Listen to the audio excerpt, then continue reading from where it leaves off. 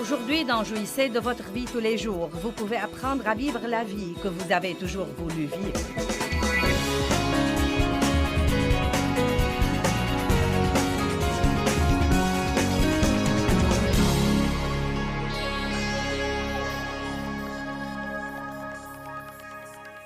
Ce soir, je vais vous donner le 3e message de cette série et je l'ai intitulé « La vie que vous avez toujours voulu » car Jésus dit « Je suis le chemin, je suis la vérité, je suis la vie ». Il y a 2 genres de vie dont nous allons parler ce soir. Numéro 1, il y a la vie de respirer, d'aller et venir, d'aller au travail, de se marier, d'avoir des enfants, de payer les factures, d'épargner pour la retraite, de prendre des vacances, d'assister au mariage et aux funérailles, de craindre la mort mais d'espérer d'aller au ciel. Ce genre de vie, la vie ordinaire de tous les jours que nous menons tous. Mais il y a un 2e genre de vie qui nous est offert. Nous l'appelons le genre de vie numéro 2, mais il est en fait le numéro 1. Il n'est numéro 2 que parce que nous en parlerons deuxièmement. Et cette vie, c'est la vie de Dieu. Elle s'appelle en grec la vie Zoé, Z-O-E. Et cela veut dire la vie que Dieu a en lui. C'est exactement ce que dit le dictionnaire grec. La vie que Dieu a en lui, celle que le Père a en lui et qu'il a donnée au Fils incarné Jésus, qu'il a manifesté au monde. L'homme s'est séparé de cette vie par la chute qui est le péché, mais il participe à cette vie par la foi en Jésus-Christ. Maintenant, le mot « vie » est trouvé 733 fois dans la concordance, mais il est capitalisé dans seulement 25 fois d'entre elles. Seulement 25 de ces 733 fois, et je veux vous parler ce soir de cette qualité de vie. La Bible y fait allusion dans plusieurs versets comme la vie supérieure. Elle dit, si vous voulez la vie supérieure, vous devez renoncer à la vie inférieure. Vous voyez, je suis une femme vivante. J'ai eu une vie quand je suis née en 1900, blablabla. Non, je blague, en 1943. J'ai eu une vie quand je suis née en 1943. Je suis vivante, j'ai une vie, j'ai fait beaucoup de choses différentes. Mais croyez-moi, je n'ai pas commencé à avoir vraiment une vie. Même pas quand j'ai été régénérée. Je l'avais comme une graine en moi, mais je n'ai pas su coopérer avec elle et donc je ne l'ai pas vécue. Ce n'est probablement que dans les 15 dernières années que je peux vraiment dire que j'ai commencé à vivre le genre de vie que je crois que Dieu veut que nous vivions, où vous savez qui vous êtes en Christ, où vous avez la joie, où vous avez la paix. Et tous les jours de votre vie, vous portez du bon fruit et votre vie influe positivement sur la vie de quelqu'un d'autre. Vous aidez quelqu'un d'autre à aller vers la vie que Dieu veut lui donner. Nous trouvons le mot « vie » dans la Bible 733 fois, mais seulement 25 fois d'entre elles parlent de ce genre de vie. Et vous vous réjouirez de voir certains de ces versets ce soir. Allons à Matthieu chapitre 10, verset 37. Je vais vous dire ce que sont ces clés là-haut dans un instant. Nous allons bien nous amuser ce soir. Matthieu 10, 37, il dit « Celui qui aime et apprécie son père ou sa mère, plus que moi, n'est pas digne de moi. Et celui qui aime et apprécie son fils ou sa fille, plus que moi, n'est pas digne de moi. » Nous lisons et relisons ceci. Mais je crois que bien de fois, nous laissons les gens que nous aimons nous éloigner de la volonté de Dieu. Je crois que bien des fois, nous laissons les gens que nous aimons prendre ce premier temps qui appartient à Dieu. Et c'est une très forte déclaration. Il dit « Celui qui aime son père ou sa mère, ou son fils ou sa fille plus que moi, n'est pas digne de moi. » En bref, il dit essentiellement, Dieu dit « Je dois être le premier dans votre vie. » Le premier dans votre vie. Les gens me demandent tout le temps, et je crois qu'ils me posent cette question parce que nous luttons là-dessus. Comment fais-tu tout ce que tu fais en respectant tes priorités? Et je crois que Dieu m'a donné la meilleure réponse que j'ai jamais donnée. Il y a environ 2 mois, j'ai dit, Je les remets toujours en ordre. Voilà comment je les respecte. Je ne crois pas que nous aurons jamais un moment dans notre vie où nous aurons cette grande révélation sur la manière d'arranger nos priorités et que nous puissions les arranger et qu'elles restent arrangées pour la vie. Je crois que nous devons vraiment, de façon régulière, observer notre vie, examiner notre vie, prendre le temps d'avoir une réunion avec nous-mêmes, d'être honnête avec nous-mêmes et de dire, est-ce que Dieu est le numéro 1 dans ma vie? Est-ce que je pense assez à lui? Est-ce que je parle assez de lui? Est-ce que je lui donne assez de temps? Est-ce que je le sers? Est-ce que je fais ce que je devrais faire de mes finances? Est-ce que j'utilise mes dons et mes talents pour le servir? Nous devons nous demander de façon régulière, à quel point suis-je égoïste? Ça a eu beaucoup de succès. C'est quelque chose que nous devons examiner tout le temps. Verset 38. « Et celui qui ne prend pas sa croix et ne me suit pas, en adhérant fermement à moi, en se conformant complètement à mon exemple, j'ai dit que Jésus est venu pour nous donner l'exemple de la manière dont nous devons vivre. Et il dit, si vous ne vous conformez pas complètement à mon exemple dans la vie, et s'il le faut dans la mort, vous n'êtes pas digne de moi. » Donc, vous savez, ce que je retire de ça, c'est que ça ne suffit pas d'aller à l'église le dimanche. Je ne supporte pas quand je demande à quelqu'un s'il est chrétien et qu'il me dise à quelle église il va. Croyez-le ou pas, le fait d'aller à l'église ne vous rend nécessairement pas chrétien. M'asseoir dans mon garage toute la journée ne me transforme pas en une voiture. Amen. Nous allons à l'église parce que nous sommes chrétiens et nous voulons communier avec les autres chrétiens. Nous sommes assoiffés de la parole de Dieu. Nous voulons adorer Dieu collectivement et nous voulons faire partie d'un corps où nous pouvons servir Dieu et être responsables devant d'autres personnes. Ce n'est pas un endroit où l'on coche sur notre calendrier pour avoir fait notre devoir religieux de la semaine, puis nous revenons au monde et nous vivons comme le reste du monde, le reste de la semaine. Jésus dit, si vous ne vous conformez pas complètement, totalement à mon exemple dans la vie, et s'il le faut dans la mort, vous n'êtes pas digne de moi. Celui qui aura trouvé sa vie inférieure perdra la vie supérieure, et celui qui aura perdu sa vie inférieure pour l'amour de moi trouvera la vie supérieure. Donc nous voyons là qu'il y a deux genres de vie que nous pouvons vivre, soit la vie de marcher et de respirer, cette vie où nous avons des hauts et des bas, où nous sommes égoïstes et égocentriques, où nous faisons tout ce que font tous les autres, puis nous allons à l'église le dimanche, puis nous revenons au monde et nous vivons comme le monde. Soit la vie supérieure, nous pouvons vivre la vie Zoé, la vie que Dieu a en lui, la vie de stabilité et de justice et de paix et de joie et de porter du fruit. Et cela ne veut pas dire que vous n'aurez jamais de problème, mais que vous trouverez un endroit en Christ où vous pourrez d'une façon ou d'une autre endurer les mêmes trucs que tous les autres, et rester en même temps stable, et rester dans le plan de Dieu, et continuer à servir Dieu, et ne pas faire les 100 pas tout le temps. Eh bien, je crois qu'il y a deux clés pour avoir cette vie Zoé. Deux clés. Clé numéro 1, clé numéro 2.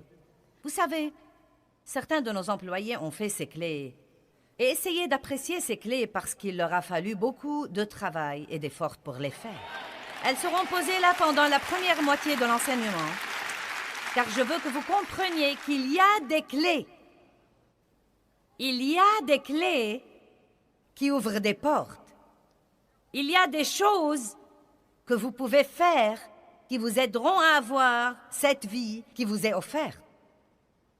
Il y a des choses qui sont plus importantes que d'autres. Et je crois que la Bible nous le fait bien comprendre. Deux clés. Eh bien, comment est la vie inférieure? Elle est tout d'abord compliquée. Elle est remplie d'égoïsme, de frustration, de péché, de toutes sortes de douleurs. Et si vous voulez la vérité, la douleur émotionnelle est pire que n'importe quel genre de douleur physique. Avidité, culpabilité, dépendance, relations brisées, honte, manque, colère, jalousie, crainte, et la liste n'en finit pas. Chaque chrétien peut être un chrétien régénéré et toujours vivre la vie inférieure. Et pour moi, c'est la chose la plus triste au monde entier. Je sais que nous pouvons faire ça parce que je l'ai fait pendant beaucoup d'années. Et je sais que je serais allée au ciel si j'étais morte, mais je peux vous affirmer que je n'aurais jamais joui de ma vie ici et je n'aurais pas été un exemple de ce que Jésus est. Et je vous demande de comprendre ce soir qu'il ne s'agit pas que de vous seulement. S'il n'y avait pas quelque chose que Dieu voulait que vous fassiez, s'il n'avait pas besoin de vous, il vous aurait pris d'ici à l'instant même où vous étiez régénéré. Mais puisque vous êtes là pour quelque chose d'autre que d'occuper de l'espace. Vous êtes là pour quelque chose d'autre que de faire toute chose à votre idée. Croyez-moi, vous ne serez jamais comblé avant de fonctionner dans le but pour lequel Dieu vous a mis ici. Eh bien, comment est la vie supérieure? Simplicité, paix, joie, justice, faveur, grâce, la présence de Dieu, amour, don, aide, espoir, foi, patience, bonté, pardon, générosité, relations saines, abondance, toutes les bonnes choses auxquelles vous pourriez penser. Revenons maintenant à Matthieu 10, verset 37. Quelle est la première clé? Matthieu 10, 37. Nous allons lire ce verset de nouveau. Clé numéro 1 pour avoir la vie supérieure. Clé numéro 1 pour avoir la vie avec un V majuscule. Clé numéro 1 pour avoir la vie que le Seigneur Jésus est mort pour nous donner. Combien d'entre vous croient que leur vie devrait s'élever? Bien. Clé numéro 1. C'est partout dans la Bible. C'est très simple. Matthieu 10, 37 nous dit « Celui qui aime et apprécie son père ou sa mère plus que moi n'est pas digne de moi. Et celui qui aime et apprécie son fils ou sa fille plus que moi n'est pas digne de moi. » Un message très, très, très simple. Faites passer Dieu avant tout. Je me demande combien d'entre vous, d'une façon ou d'une autre dans votre journée chargée, n'avez pas pu trouver le temps pour communier avec Dieu aujourd'hui. Vous le désiriez. Vous en aviez l'intention. Vous le vouliez. Vous avez dit que vous le feriez. Mais vous n'avez pas eu le temps de le faire. Soit parce que vous êtes trop pris, soit les autres trucs vous entravent. Vous vous en voulez, vous allez essayer de nouveau demain. Mais si vous ne comprenez pas combien c'est important, vous n'aurez jamais le temps de le faire. Je sais que je dois passer un temps avec Dieu, sinon je ne vais pas y arriver. Dieu m'a donné un exemple il y a des années. Mon oncle vivait sur un stimulateur cardiaque qui suppléait au manque des battements de son cœur. Et il devait être chargé chaque semaine. Ses batteries devaient être chargées une fois par semaine.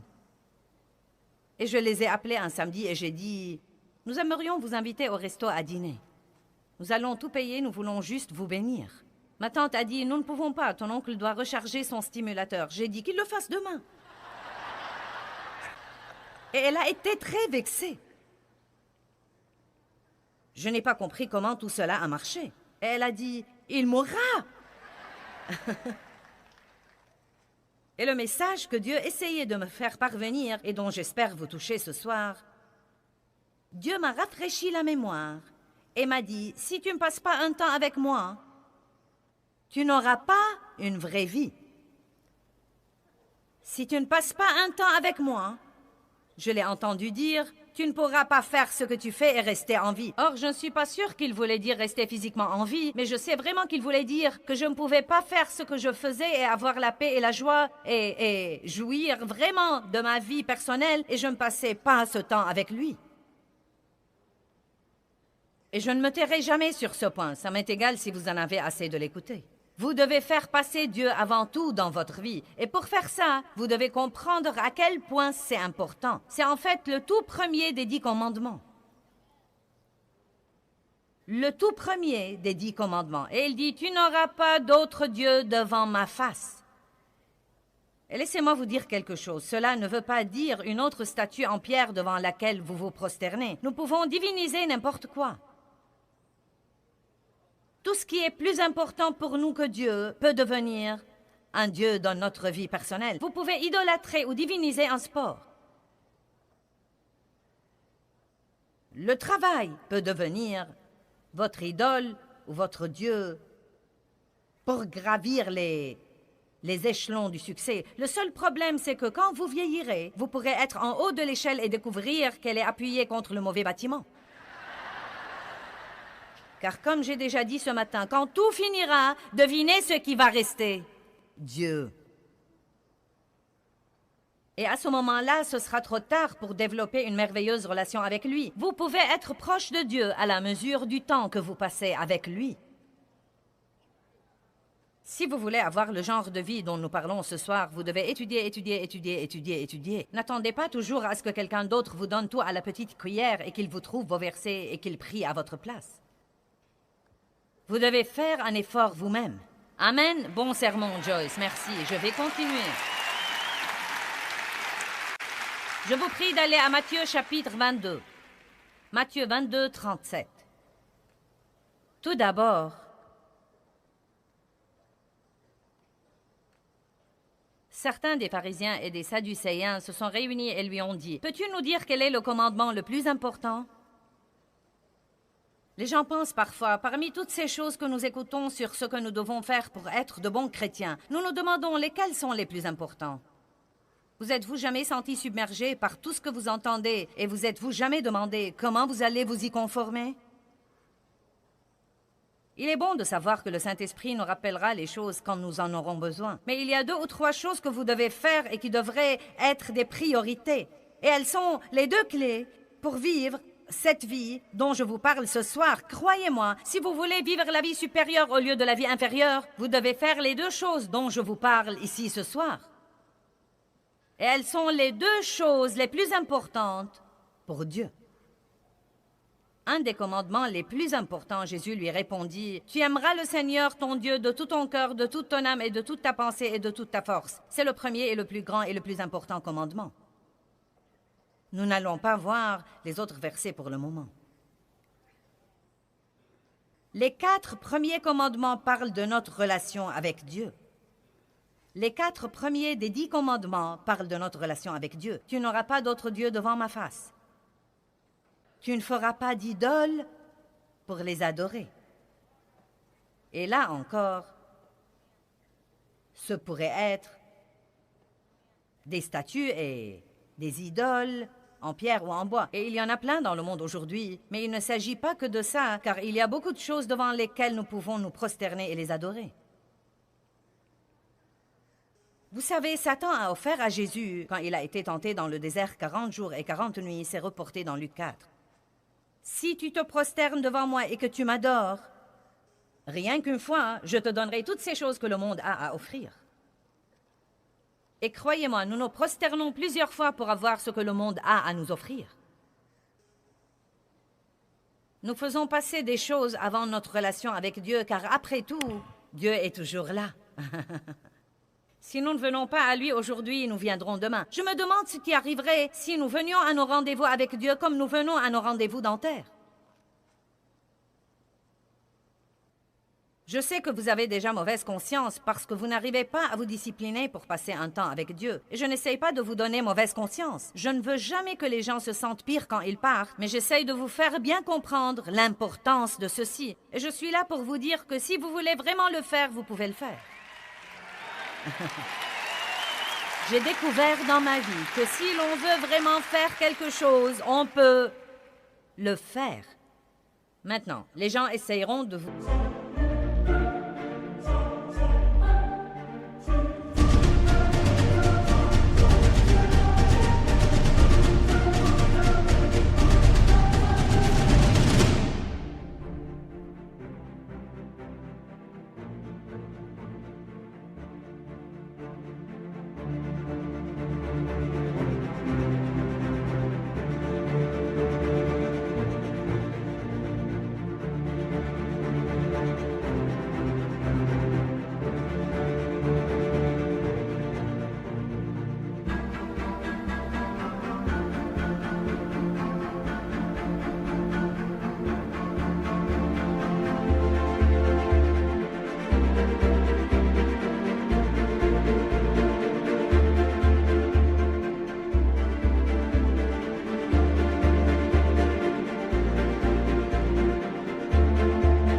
dissuader de le faire. Votre téléphone sonnera. Vous aurez besoin d'aller au petit coin toutes les quelques minutes. Vous pourriez avoir une crise de démangeaison. Il y a toutes sortes de choses qui essaieront de vous distraire quand vous essayez de passer un temps avec Dieu. Vous pourriez vous endormir, ou vous sentir si ennuyé que vous ne puissiez pas le supporter.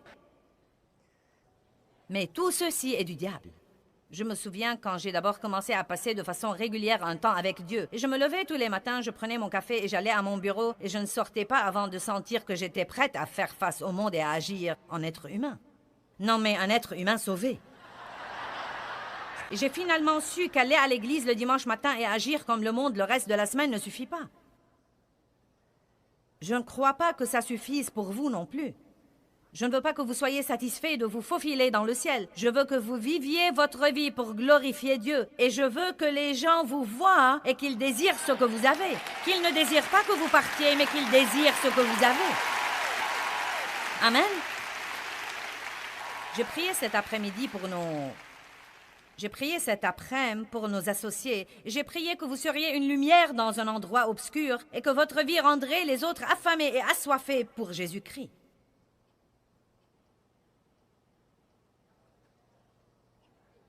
Vous devez passer un temps avec lui pour que cela se produise. Il ne s'agit pas tant de ce que vous ferez pendant ce temps-là que du fait que vous lui donniez ce temps.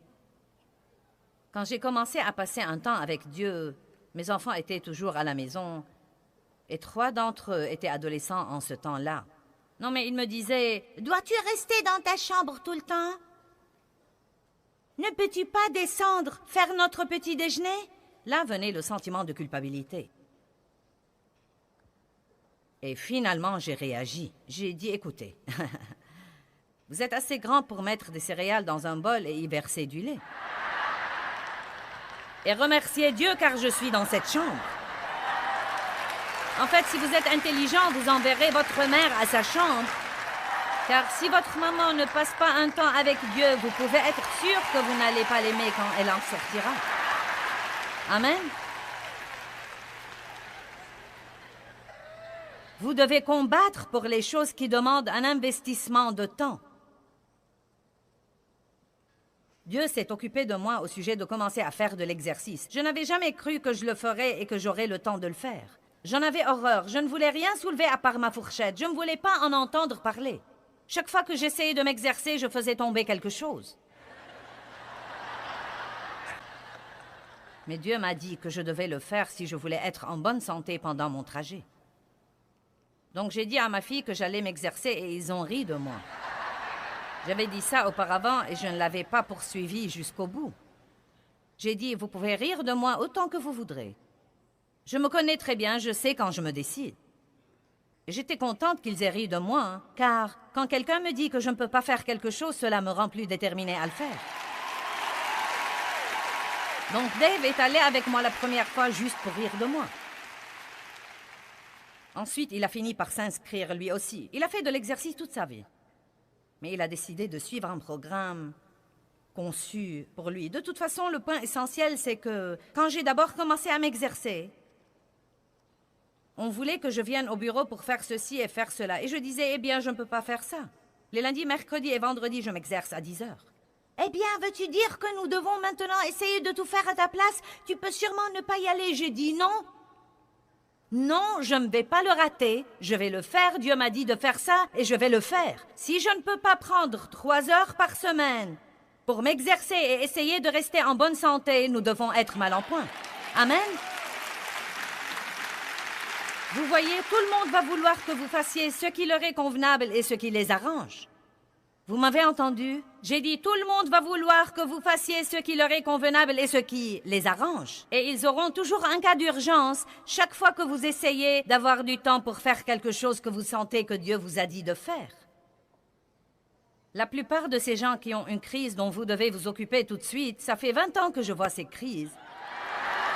Et il y a de fortes chances qu'ils continueront à les avoir.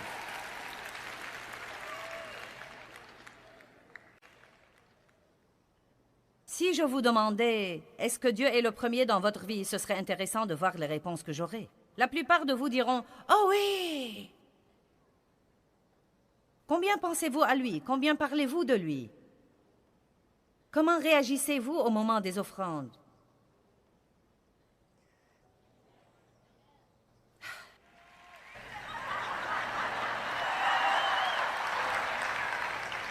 Vous savez, je vais être très franche avec vous.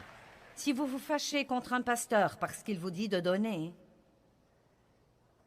vous avez un problème. Car si vous faites ce que vous devez faire, ce qu'il dira ne devrait pas vous fâcher. Ouh! Ça s'améliore. Amen. Vous devez passer un temps avec Dieu. Clé numéro 2. Relisons Matthieu chapitre 22. Nous allons lire les versets 37 à 39.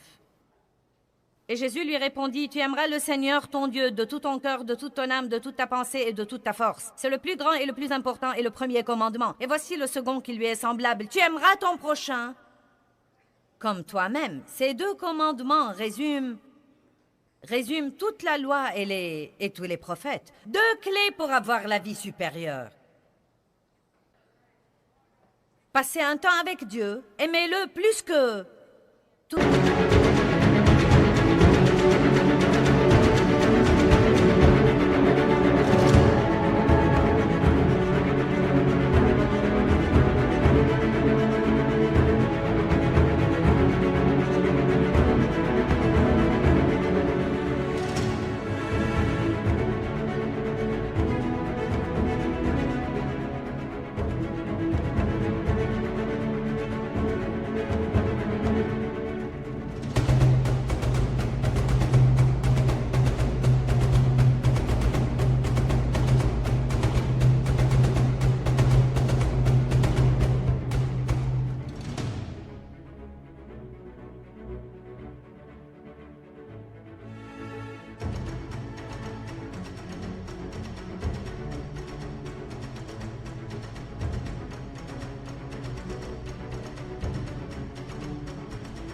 Autre chose que vous aimez, aimez Dieu, et ensuite, aimez les gens. Et puis-je vous dire quelque chose? Vous êtes dans la catégorie des gens. Cela veut dire que vous devez vous aimer aussi.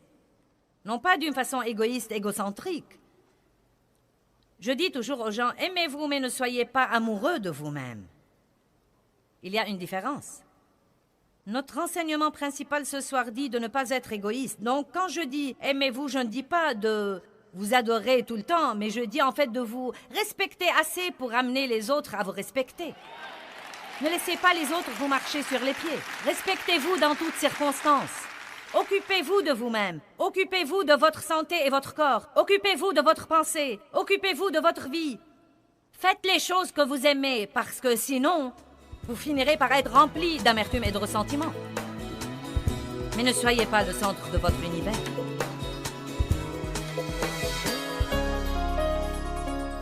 Eh bien, nous avons parlé de choses intéressantes aujourd'hui. Laissez-moi remettre l'accent là-dessus. Clé numéro 1. Que Dieu soit avant tout et gardez-le toujours le premier. Clé numéro 2. Aimez toujours les autres. Aimez Dieu, aimez les gens. Et quand nous focaliserons sur la vie d'amour, beaucoup d'autres choses s'arrangeront par la suite.